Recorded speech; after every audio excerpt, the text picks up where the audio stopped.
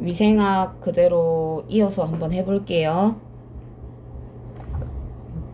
보통 식중독이 일어나면 역학조사를 하게 되는데 여기에서 환자의 임상 증상과 경과를 이제 알아보고 추정 음식, 식품, 조리, 섭취, 환경 조사를 하는 편이에요.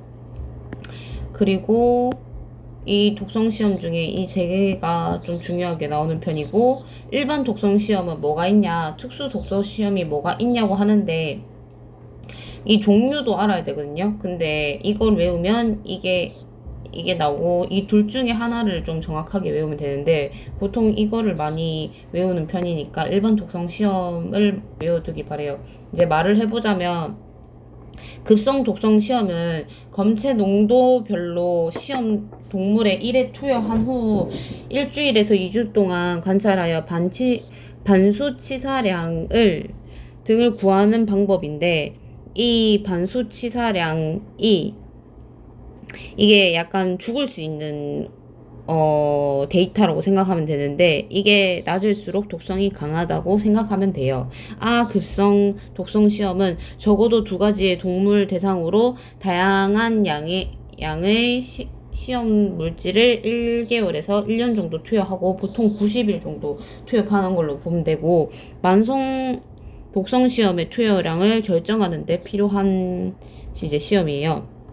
만성 독성 시험은 적어도 2가지 동물의 암수에서 4가지 이상의 양을 설정하여 동물의 1년 이상 사육하는 걸로 말하면 되고, 투여량의 최대 내량은 MTD라고 해요. 그보다 낮은 용량을 사용하는 거고, 최대 무작용량은 MNEL이고, 그 동물에게 일생 동안 계속 투여하고 하여도 독성이 나타나지 않는 양을 만성 독성 시험이라고 해요. 자, 이거 잘 나오는데 1일 섭취 허용량이라고 많이 나요. ADI 이렇게 많이 하는데, 일반 독성 시험과 특수 독성 시험을 통해 안정성이 확보되면 사용 한계량을 설정한 다음 최대 무작용량을, 아까 말했던 그 양을 이제 FAO와 WHO가 인정하는 첨가물에 대한 안전계수인 100에서 150을 나눈 것을 말해요. 이거 쉽게 말하자면 ADI는 동물의 최대 무작용량 곱하기 100분의 1 안전계수를 곱하고 평균 체중을 이제 곱하면 되겠죠. 이게 나중에 문제로 출제될 수 있어요. 문제로 응용돼서. 그래서 이거 공식 외워주시면 될 것 같아요. 그리고 이 세균수를 또 알아봐야 되는데, 이게 안전 단계 같은 경우에는 이제 10의 5 제곱 정도고, 초기 단계는 이제 이게 좀 많이 나온 편이죠. 이제 7에서 8, 이게 부패 정도를 이제 알아두면 좋을 것 같고, 이게 장규균이 나오는데 이거 영어로도 알아야 되니까 이거 꼭 영어로도 알아두시길 바래요. 장내 세균과에 속하는 그람 음성균으로 무포자 강균, 주모성 평균, 그리고 호기성 통형기성 균이라고 하고, 유당을 분해하여 가스를 생산하고 가스 처리로 쉽게 사멸하고, 가열 처리로 쉽게 사멸하고, 식품 중에 대장균 검출이 되는 것은 식품이 사람이나 동물의 분변에 의해서 오염되어 있다는 것을 의미하며, 그 식품에는 감염병이나 식중독을 일으키는 병균이 포함될 수 있는 가능성이 매우 높다는 거예요. 그러니까 대장균 발견됐다, 분변 오염이라고 생각하시면 될 것 같고, 일반 식품의 오염 지표균이기도 하고, 특성을 봤을 때. 그리고 정성시험이라고 있는데, 이거는 추정, 학정, 완전 시험으로 상단계로 구분해요. 뭐냐, 이거 일단 중요하고, 이렇게 중요하고, 이거 무포자 강균, 편모, 호기성 이렇게 있다는 거 그냥 알아두시면 되고.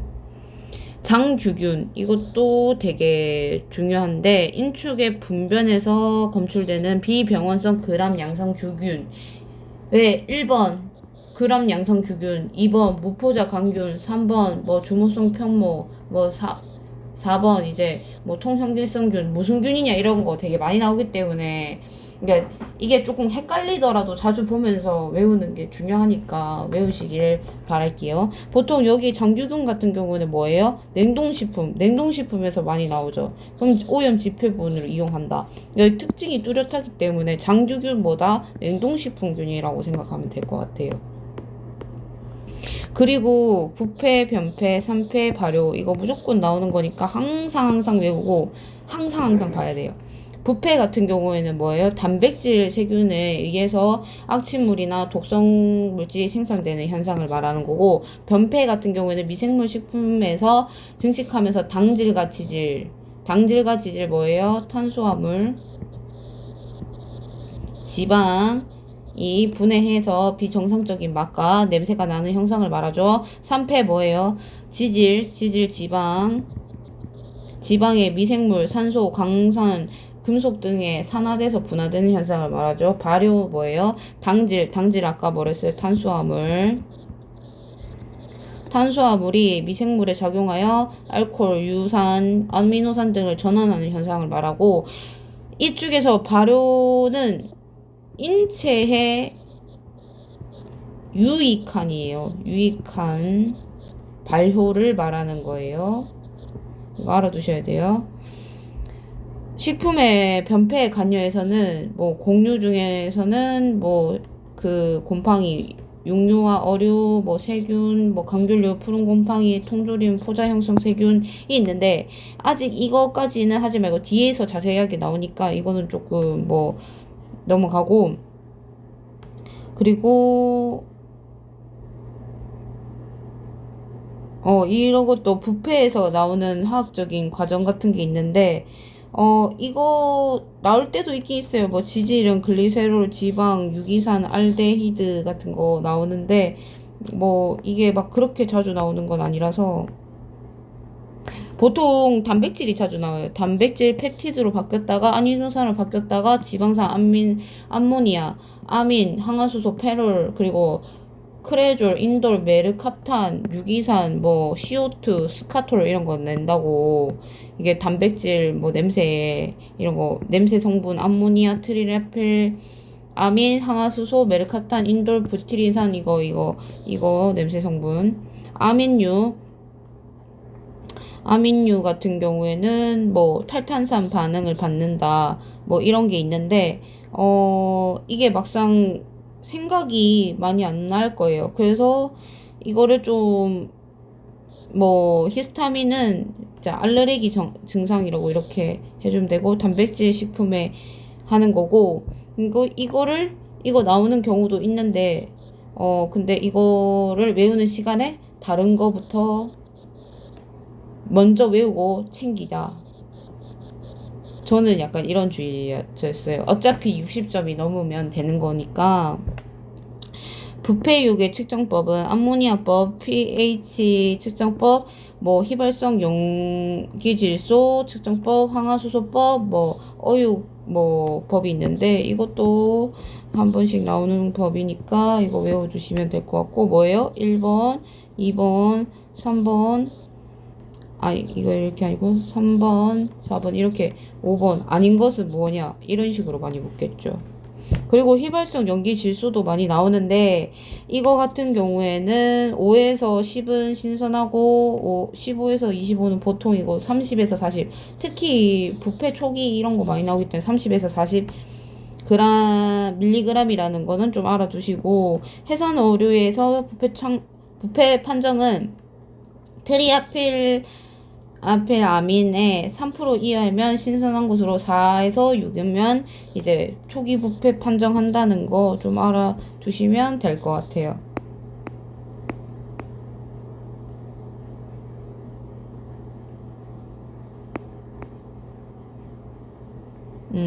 이쪽에서 이거 같은 경우는 표슈도모나는 이제 좋은 균이에요. 좋은인데 육류 부패에서 관여하는 미생물로 어류의 부패에서 가장 많이 관여하고 있어요. 이것도 특징이 뚜렷하기 때문에 알아두면 좋을 것 같아요. 멸균이 뭐예요? 모든 포자를 완전히 무균 상태로 만드는 거겠죠. 사멸시켜가지고. 이것도 되게 중요해요. 저온 장기간 살균법 20도에서 25, 30 그리고 우유는 결핵균의 오염을 막고 식품의 영양소 및 향미를 보존하고 완전한 살균이 불가능하고 고온 단기간 살균은 71도에서 15도 이게 과즙 우유 살균에 이용하고 효과가 크고 영양소 파기가 적고 초고온 살균법은 132도에서 2초에서 3초 미생물의 증식에 의한 변질 가능성은 적으나 일부 영양소를 파괴하면서 변형이 일어날 수 있죠. 고온 장기간 살균은 90도에서 120도, 30분에서 60도, 그리고 통조림, 레트로 파우치, 그리고 장기간 보관이 가능하고 자비 살균 같은 거 물에 삶는 거예요. 삶는 거 100도에서 30분 식기 그리고 행주의 살균 목적이고 완전 멸균이 어렵다는 거예요. 고압 증기 멸균법은 120도에서 15분 이거 좀 특징이 뚜렷해요. 세균의 포자가 사멸한다. 이거 우유 무슨 테스트 하냐 하면 이 테스트거든요. 포스테이트 테스트라고 우유 저온 살균이 잘 되었는지 판단하는 방법이에요. 그렇기 때문에 우유 저온 살균되는 방법 뭐냐고 하면 보통 포스테이트 테스트 이걸 알아두면 될 것 같고 건열 멸균법 같은 경우는 160도에서 1시간 정도 하고 주로 유리기구 멸균에 이용돼요. 자외선 살균 같은 경우에는 미생물이 DNA를 손상시키고 물, 공기, 식기류, 표면 살균에 이용된다는 걸 좀 알아두면 되고 살균력이 가장 강한 파장은 2600 암스트롱 이거 다른 말로 이것도 같이 알아두시면 좋을 것 같고 모든 균의 대상으로 살균할 수 있으나 투과력이 낮아지기 때문에 유기물 존재 시 효과가 떨어진다는 점 정도는 알아두시면 좋을 것 같고 잔류 효과가 없으며 장기간 조사 시 지방산류 산패가 일어난다는 것을 같이 알아두면 좋을 것 같아요. 왜요? 1번, 2번, 3번, 4번, 5번하고 왜 자외선 살균으로 맞지 않은 것은 얘기할 수 있겠죠. 그리고 이거 같은 경우에는 단답식으로도 알아야겠죠. 그리고 소독제의 조건 같은 경우에는 이제 단백질 이런 거 승호, 프로말린, 석탄산, 크레졸 알코올이 있고 산화작용 같은 경우에는 과산화수소, 과망간산, 칼륨 이제 단백질 합성 형성은 염소, 요오드, 강산과 강알칼리에 의해서 단백질이 변성되는 거는 중금속 연료 그리고 세포막 손상은 이제 역성 비누 페놀 크레졸이 있겠죠. 역성 소속제 특징은 봐야 되는데 그 화학제 소독 작용에 유기 물질이 존재했을 때 효과는 현저히 떨어지는 게 맞고 그리고 이게 특징을 다 알아줘야 돼요. 얘들 특징이 중요하기 때문에 역성 비누 뭐예요? 우리가 손 씻는 물이 그거 비누죠. 이게 양화 전하를 띠고 자극성과 부식성이 없어 피부의 식기 소독에 적합하며 일반 비누와 병용하면 살균력이 떨어지는데 이게 그냥 비누가 아니에요. 약간 물비누 같은 거예요. 물비누. 그리고 결핵균 그리고 포자 간염 바이러스의 살균이 낮고 석탄산 같은 경우에는 소독제 평가하는 기준이 되는 물질로서 이게 지표가 되기 때문에 외워야 되고, 석탄 계수가 높을수록 소독 효과가 크고, 차소산 나트륨 같은 경우는 연소산 이온이 생성되어 살균을 작용하고 야채, 과일, 식기류 소독에 적합하다는 것을 알아두면 될 것 같고, 후속제 농도 같은 경우는 승호 0.1%, 석탄환과 크레졸은 3%에서 5%, 에일틸 알코올은 70%, 가산화수소는 3%, 포르말린은 0.1%인 걸 알아두시면 될 것 같아요. 미생물을 봤을 때 내적 인자와 외적 인자가 미치는데, 내적 인자 같은 경우에는 수분 함량, pH, 염소, 영양소 함량, 그리고 항생 물질 함유 여부, 그리고 생물학적 구조, 공존하는 다른 미생물의 존재 여부의 활성 등 이제 저장 온도나 상대 습도 등이 이제 외적 인자겠죠. 이제 세균과 바이러스 같은 경우에는 항상 중요하고 많이 나오는데, 감염염이 있고 독소형이 있고 중과형이 있어요. 이제 감염염 같은 경우에는 식품 중 대량으로 증식하는 그 원인균과 식품을 함께 섭취하는 것이고, 보통 살모넬라랑 장염 비브리오가 있는데, 살모넬라는 보통 계란에서 많이 일어나고 껍질이라고 생각하면 되고, 장염 비브리오 같은 경우에는 해수 세균이에요. 이렇게 알아두시면 되고, 독소형 같은 경우에는 원인균이 식품 중에 증식할 때 생산되는, 이제 원래 몸속에 있는 그거죠. 식품 자체가 있는 그 황색 포도당 규균이랑 보틸루스균이 있는데, 얘는 원래 식중독에 잘 걸리는 많이 나오는 애고, 얘는 원래 뭐예요? 얘는 통조림에 많죠. 그런 균이고, 식품 중에서 증식하는 원인균을 대량으로 섭취하는 것은 간염염과 같지만 장관 내 특선의 엔테로톡신을 생산되고, 웰치균, 세리수균이 있죠. 이것도 잘 나오기 때문에 균 자체도 외워두시는 게 좋고, 그리고 또 영어로도 알아두셔야 된다는 거 기억하시길 바랄게요. 세균성 식중독 특징, 이거 기사에도 되게 많이 나오기 때문에 이거 무조건 알아두셔야 되고, 다량균으로 돼서 감염이 되며, 식품에서 사람은 최종 감염되고 2차 감염은 거의 없고, 균의 증식에 막으면 이제 발생을 예방을 할 수 있으며, 잠복 기간이 비교적 짧죠. 그리고 수인성 전파는 드물고, 면역성이 없고, 세균성 식중독을 예방할 수 있고, 그리고 청결이 원칙이며 온도를 지켜주고 신속한 원칙이 필요하죠. 그리고 교차 오염을 방지하기 위해서 이제 채소용 도마와 생선용 육류용 도마를 구분해서 보통 사용하는 편입니다. 이제 간염령 이제 그걸 말해보자면, 균을 말해보자면, 이제 이거 같은 경우에도 엄청 중요해요. 특히나 장철혈성 대장균 중요하죠. 이거 뭐예요? 이거 햄버거병 들어보셨을 것 같은데,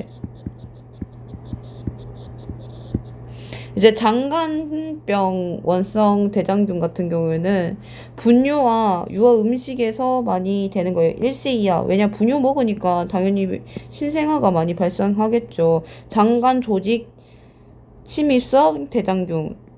이거 딱 들어도 약간 장 쪽일 것 같죠. 장간 조직 침입. 대장 점막 상피세포를 침입하여 간염을 일으키는 세포를 개사하는 등의 궤양성에 형성되고, 혈액과 점액이 섞인 썰썰을 일으킨다. 절혈병, 피똥 싼다고 약간 그렇게 알아두시면 되고, 장독소형 대장균 같은 경우는 이열성, 내열성이며 엔테로톡신을 생산하면 이 균이 감염되면 콜레라랑 비슷하다. 점현별성이다. 신생하다. 이렇게 외우면 되겠죠. 그리고 장출혈성, 아까 햄버거병이라고도 얘기했고, 베로톡소를 생산하여 식중독을 나타내지만, 식품 중에 베로로톡신 독소에 의해서 식중독이 발생되지 않기 때문에, 이거는 뭐예요? 이것도 외워야 되겠죠. 157 H7 대표균, 이거 장출혈성 대장균 다른 말이기도 해요. 그 80도씨에서 10분 가열해서 완전히 불활성시켜야 된다고 하는 거죠. 살모넬라균 아까 뭐라 했어요? 계란 껍질에 많이 나온다는 균이겠죠. 이거는 30도, 37도에서 pH 7, 8, 그리고 아까 계란, 식육 이렇게 한다 했고, 자연에서 널리 분포하고 무포자, 그럼 음성 강균, 기호성, 통성, 현기성, 이거 편모가 있다는 거 이거 알아두셔야 되고, 열에 약하다. 그리고 60도에서 20분 하면 사열하고, 예방법은 식품의 좋은 유직, 식품의 가열 살균, 그리고 교차오염 방지 당연히 해줘야 되는 거겠죠. 오늘 여기까지 일단 설명해 드릴게요.